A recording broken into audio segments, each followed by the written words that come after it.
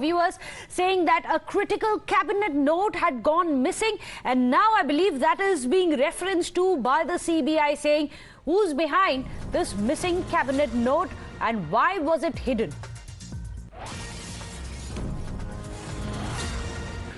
Is now missing in this entire case. This legal opinion was in fact submitted along with the expert committee report. The cabinet note was presented before the Council of Ministers. The legal opinion in fact raised some red flags when the expert committee submitted the report before the government. Now the legal opinion along with the cabinet note is now missing.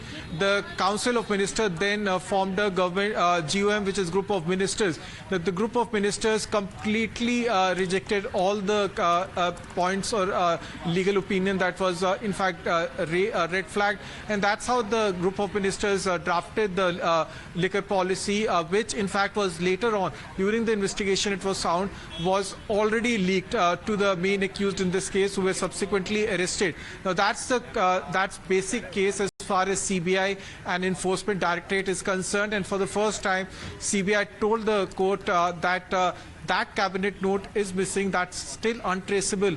Now that's an important charge against Manish Sisodia and also against Aam Aadmi Party. Not even once this question has been answered by the party. One has to wait and see whether they will ever answer this question, because when the Council of Ministers sat and decided to form the GOM, this cabinet note containing the legal opinion went missing, and it's still untraceable. It's now nearly 1.5 years, and CBI as well as Enforcement Directorate. What was in that missing cabinet note, Bhaftosh? You must explain that to our viewers. What was in it? Why did it go missing, and why is it significant that it's still missing? Meghna, the expert committee submitted its report to the Delhi government. In fact, it had legal opinion as well as public view, and that legal opinion had in fact raised certain issues as far as the expert policy is concerned. Importantly, the public view, there were several mails that were generated by some PR companies saying that a new excise policy would be beneficial to Delhi. The Enforcement Directorate probe said that PR companies were hired to show that the excise policy 2021-22 would be beneficial. The legal opinion could not have been altered, and when the Council of Ministers sat, the legal opinion, the report of that legal opinion was not presented before the Councils of Ministers. That particular report is now is not traceable. Now that's the point that has now been raised by the Central Bureau of Investigation, even as it tries to seek custody, and that's what we also found out a few days back, and that's the entire case of CBI along with various other points that they have found out, including the fact that South Group had the draft liquor policy at least 3 days before it became public. So that's going to be very critical. Bhaftosh is the one who broke for us, got us that story first here on Times Now. You heard about the missing note. This is going to be the crux of CBI's arguments in court. They say that significant, important files went missing. What is the reason behind it? Because 1.5 years later, remember, they are still untraceable. Is this going to be the final nail? We'll have to wait and see. Even as we speak, arguments are on inside the courtroom. We'll go to Priyank for more details, but before that, a quick look at what's happening outside the AAP headquarters. Tetshi, tell us, it seems that the dharna will continue whether or not he gets bail or jail. The dharna will continue for a short while because the police is now preparing for the... sorry to interrupt you. I believe Priyank wants to come in. Priyank, you have something to share? Priyank?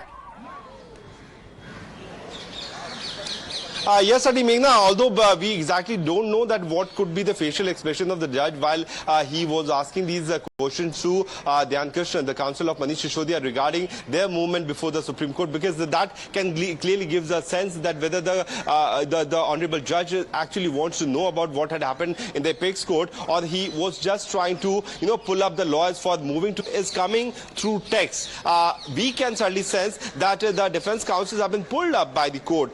The court has asked Sisodia's counsel that they had moved to the SC, and what they are also saying, Meghna, I'll just read from that particular point, that you had, the judge has said that you should have challenged the remand order of this court in SC. Why did not you challenge the remand order there. Dhyan Krishnan is saying that we never challenged the remand order. He has already been in custody for the 5 days, and we are not challenging that. We are just challenging the fresh application. So Dhyan Krishnan is certainly trying to move away from the point where the judiciary is trying to hint towards that instead of having the options here, you should have come to this particular court instead of moving to the apex court and trying to prove their point. What Sisodia's counsel have apprised the court that they had moved the apex court for quashing of that particular FIR which was filed against him, quashing of the arrest. So there's a very important development which is coming out from the court, where the court is starting pulling up the lawyers. We will have to wait for Nilashish to come out so that we can actually get that what could have been a mood of the court while these sentences were told it to the court. So basically you can still go back to Teshri there where so much of development is happening. But to sum up the point which is coming out from the court, it is quite clear that the court has certainly taken this matter seriously when the counsel, when the accused had moved to the apex court instead of having all the legal remedies with the lower court as well as with the high court. Okay, that's an interesting point. Let me go across to Tejashree. Sorry, Tejashree, you were telling us about what's happening outside on the roads. Priyank's told us what's happening in the court. Tell us what's happening on the roads now. Rightly pointed out that legal remedies are being worked out, but see, as of now, what we are learning that drama is going on inside the court also, but outside the court, you see, this massive drama taking place. Kamal, if you can show the visuals that how the protesters, number one, are sitting over the barricades. That is the number one visual, along with Sanjay Singh, Amaratullah Khan, and other MLAs, where they are addressing these all Aam Aadmi Party workers.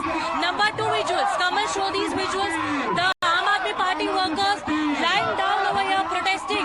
They're showing several, showing protest in different ways. We'll also try to speak to them so as in why they are protesting in such way. इस तरह से आप क्या संदेश देना चाह रहे हैं प्रोटेस्टर? मनीष जी का सिर्फ इतना कसूर था कि उन्होंने शिक्षा को बेहतर किया, स्वास्थ्य को बेहतर किया, दिल्ली के बच्चों को उन्होंने बेहतर शिक्षा दी।